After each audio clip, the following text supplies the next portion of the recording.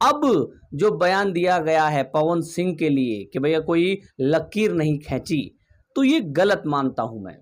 आखिर पवन सिंह ने लॉलीपॉप जैसे गाने को बनाया, लॉलीपॉप जैसे गाने को नचाया, जिस गाने के ऊपर बॉलीवुड के बड़े बड़े सेलिब्रिटी नाचते हैं, तो ये लकीर नहीं तो क्या है।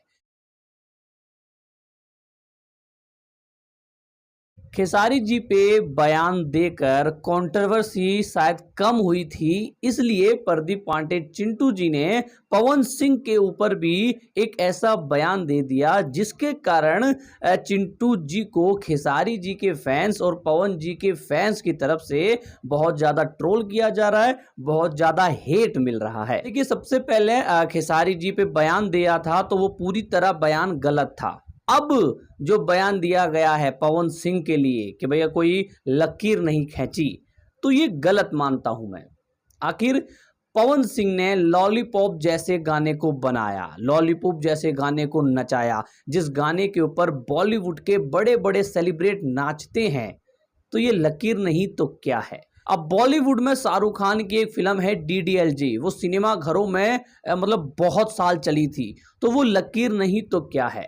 साउथ इंडस्ट्री से प्रभास और SS राजामौली ने बाहुबली जैसी फिल्म बनाई, तो वो लकीर नहीं तो क्या है। हर एक इंडस्ट्री से एक ऐसी चीज आती है जो लकीर बन जाती है, और पवन सिंह की तरफ से, भोजपुरी इंडस्ट्री की तरफ से एक गाना आता है जिसका नाम है लॉलीपॉप। और भोजपुरी इंडस्ट्री की जो आधी से ज्यादा पहचान है वो लॉलीपॉप गाने से है।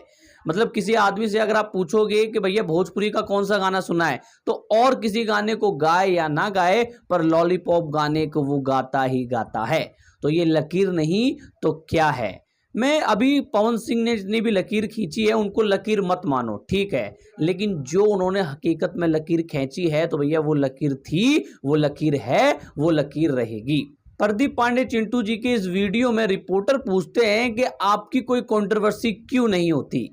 लगता है रिपोर्टर भाई ने या तो कुछ छानबीन नहीं करी है, या फिर प्रदीप पांडे जी ने खुद ही कहा था कि मुझसे ऐसे सवाल पूछना, क्योंकि कंट्रोवर्सी की बात रही तो भैया खेसारी जी और प्रदीप पांडे चिंटू जी के बीच में बीते सालों में ऐसी ऐसी कंट्रोवर्सी हुई है जिसे सुनने के बाद आप लोग बोलेंगे कि भैया इससे बड़ी कंट्रोवर्सी तो हो ही नहीं।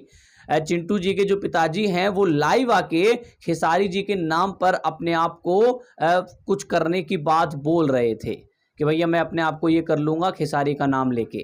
तो इससे बड़ी कंट्रोवर्सी शायद आपने नहीं सुनी होगी। तो ऐसा नहीं है कि प्रदीप पांडे चिंटू की कंट्रोवर्सी नहीं होती है। इससे पहले भी प्रदीप पांडे का एक इंटरव्यू आया था, जिस इंटरव्यू में उन्होंने खेसारी जी को बोला, पर खेसारी जी ने कोई रिप्लाई नहीं किया, तो ये कंट्रोवर्सी आगे नहीं बढ़ी। और प्रदीप पांडे चिंटू जी अपने लेटेस्ट इंटरव्यू में बोलते हैं कि स्टार बनना बहुत आसान है, क्योंकि भैया आप स्टार किड हैं, आप नेपोटिज्म से आए हैं, नेपोटिज्म से आए हैं। अगर स्टार बनना आसान होता तो भैया आज के डेट में हर कोई सुपरस्टार होता, स्टार होता। आपके पिता डायरेक्टर हैं, आपके पीछे एक अच्छा खासा सपोर्ट था।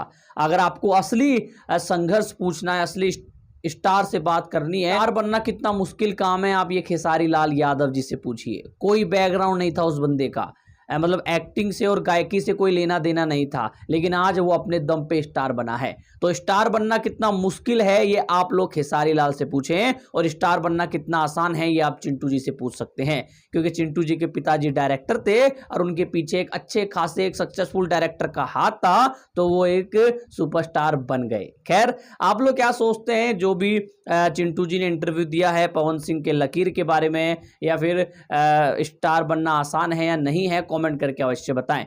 बाकी पता नहीं चिंटू जी ने आजकल कौन सी भांग की गोली खा रखी है कि हर तरफ से हेट लेने के लिए तैयार खड़े हैं।